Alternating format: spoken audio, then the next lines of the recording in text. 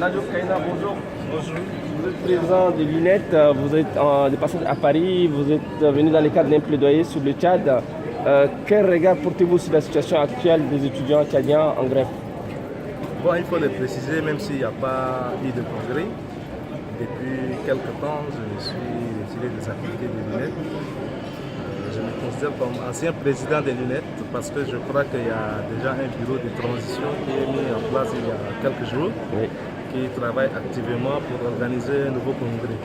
C'est vrai, c'est à l'issue de ce congrès-là que je vais passer la main, mais néanmoins, je me considère déjà comme ancien président de l'UNET. Bon, la situation des étudiants, elle est trop critique. Je crois que nous avons eu à faire des plaidoyers parlant des mesures que le gouvernement a prises pour supprimer la bourse, réduire les indemnités des fonctionnaires tchadiens. Ça touche aussi les enseignants des supérieurs. Et cela affecte le rendement estudiantin. C'est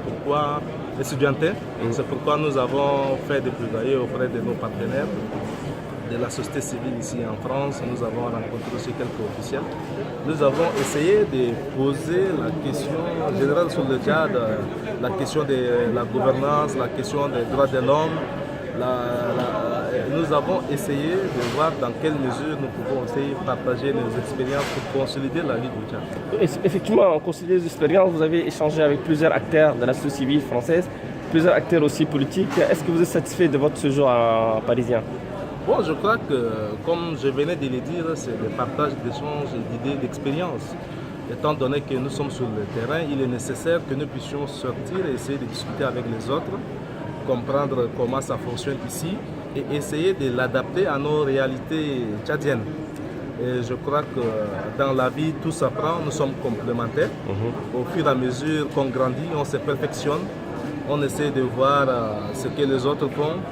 On essaie de corriger aussi nos erreurs pour mieux avancer. Et c'est dans cette optique que nous sommes toujours dans la quête de savoir, nous sommes dans la quête de connaissances pour pouvoir mieux se perfectionner, mieux se consolider, pour asseoir une lutte digne de ce nom, une lutte pointue au Tchad. Justement, en parlant de lutte, quel apport peut apporter INA par rapport à la grève actuelle, à la situation immobilisée du Tchad? INA renferme tous les jeunes tchadiens, les diplômés sans emploi, les artistes, les étudiants, les élèves, bref, tous les jeunes tchadiens. Et une question qui touche la jeunesse tchadienne, INA va toujours répondre. Et je suis sûr que dans les jours à venir, vous aurez de nouvelles, parce que nous ne laisserons plus faire. Nous nous sommes dit que le slogan jeunesse fer de lance de société que les gens utilisent dans leur campagne électorale doit prendre fin. On a besoin d'une jeunesse responsable. Et je crois que nos gouvernants eux-mêmes dans leur discours parfois ils disent qu'ils ont besoin d'une jeunesse qui ose et qui a de l'audace. C'est cette jeunesse-là qui leur fait face aujourd'hui. Il fera ce qui est en son pouvoir pour restaurer la dignité de la jeunesse tchadienne. Quel est votre message aux autorités tchadiennes qui sont à l'origine de cette impasse politique, de cette crise sociale? Je voudrais simplement lancer un message solennel aux autorités tchadiennes. Essayez de voir l'avenir de ces pays. Il ne sert à rien de sacrifier le pays, de sacrifier la jeunesse, de sacrifier l'avenir de ces pays pour vos intérêts égoïstes et personnels. En tout état de cause, il faut toujours dialoguer, il faut toujours être sincère pour avoir des solutions idoines pour mieux avancer que de chercher à payer les autres uniquement avec des choses avec lesquelles ils n'ont pas participé. Je voudrais parler de là, des détournements, de la corruption et autres. Pendant que les gens détournaient, pendant que les gens dirigeaient mal, nous de la société civile, on a essayé de dénoncer cela. Et le gouvernement n'a pas voulu comprendre. Aujourd'hui, il arrive dos au mur et il cherche par tous les moyens à se redresser en prenant des mesures drastiques. Et ce n'est pas comme ça que les choses fonctionnent. Même si à un moment donné, on est bloqué, on doit sincèrement dialoguer avec les gens, essayer de prendre les suggestions des autres pour mieux avancer. Et nous demandons au gouvernement simplement de retirer les mesures. Et la composante communauté internationale, quel est votre message en tant que leader de la société civile tchadienne à la composante internationale, surtout la communauté internationale, l'Union africaine, l'Union européenne, les Nations unies, pour qu'elle change sa lecture actuelle au Tchad? Ok, avant de répondre ce que nous attendons de la communauté internationale, il est nécessaire de préciser et de lever l'amalgame. La solution, c'est par les Tchadiens et c'est pour les Tchadiens. Donc la question du Tchad sera résolue que par les Tchadiens. Mais néanmoins, nous nous ouvrons aux autres et nous essayons de parler avec nos partenaires de la société civile, que ce soit en Afrique ou bien en Europe, d'essayer de voir un peu la question du Tchad en ce sens que nous pouvons partager des valeurs. Et les valeurs que nous pouvons aujourd'hui partager avec nos amis de l'Afrique, nos amis de l'Occident, c'est les libertés fondamentales, c'est la démocratie, c'est les droits de l'homme. Et aujourd'hui, nous devons nous considérer comme des partenaires. Donc nous discutons à vivre voix pour voir dans la mesure du possible qu'est-ce que nous pouvons partager pour consolider la démocratie, les libertés fondamentales, les libertés surtout d'expression, le droit de manifester et autres. Alors, autre question, M. Nadio Kaina, notamment l'opposition démocratique, les leaders de l'opposition démocratique, les partis politiques, pourquoi ils ne se joignent pas à votre combat, à votre lutte? Est-ce que vous avez un message aux leaders de la classe politique tchadienne? Je le dis toujours. Le défi aujourd'hui, c'est l'unité. Et l'unité, c'est avec toutes les forces vives du Tchad, les partis politiques démocratiques de l'opposition, la société civile, toutes les composantes du pays. Nous devons discuter, nous devons essayer d'échanger, nous devons voir ensemble qu'est-ce que nous pouvons faire pour ces pays. Parce qu'aujourd'hui, tout le monde dit Déby doit partir, Déby doit démissionner, mais Déby doit partir n'est pas un programme.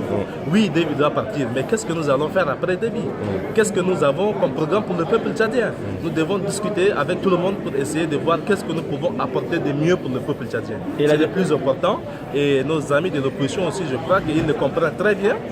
Seule l'union de toutes les forces vives peuvent arrêter aujourd'hui l'hémorragie, peuvent mettre fin aux souffrances du peuple.